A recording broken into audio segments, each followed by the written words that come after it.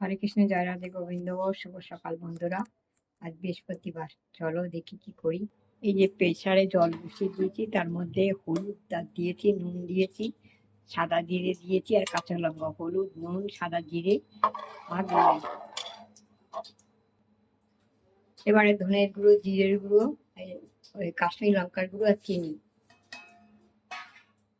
এবার গোবিন্দভোগ চাল আর সোনামুগের ডাল ভালো করে ধুয়ে রেখেছি, এবারে সেটা দিয়ে দিচ্ছি।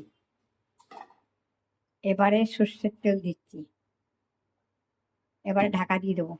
কাঁচা লঙ্কা, সাদা জিরে, নুন, হলুদ, চিনি, তেজপাতা, কেশরি মেথি পাতা, ধনের গুঁড়ো, জিরের গুঁড়ো, গোবিন্দভোগ চাল আর সোনামুগের ডাল। এবার ঢাকা দিয়ে দেবো। এবার একটা টমেটো দিয়ে দেবো, সেটা দেখাচ্ছি না। একটা টমেটো দিয়ে ঢাকা দিয়ে দেবো। কাঁচা সর্ষের তেল দেওয়া হয়ে গেছে। লাস্টে গরম মশলা আর ভাজা মশলা দেবো, ঘি দেবো।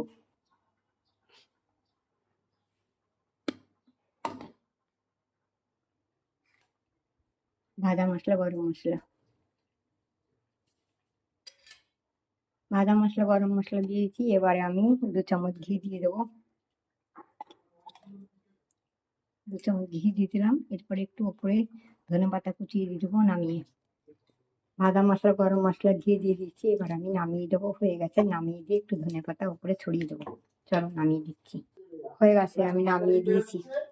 চলো, হরে কৃষ্ণ, জয় রাধে গোবিন্দ। এখানে তরকারি হচ্ছে কাশ্মীরি আলুর দম।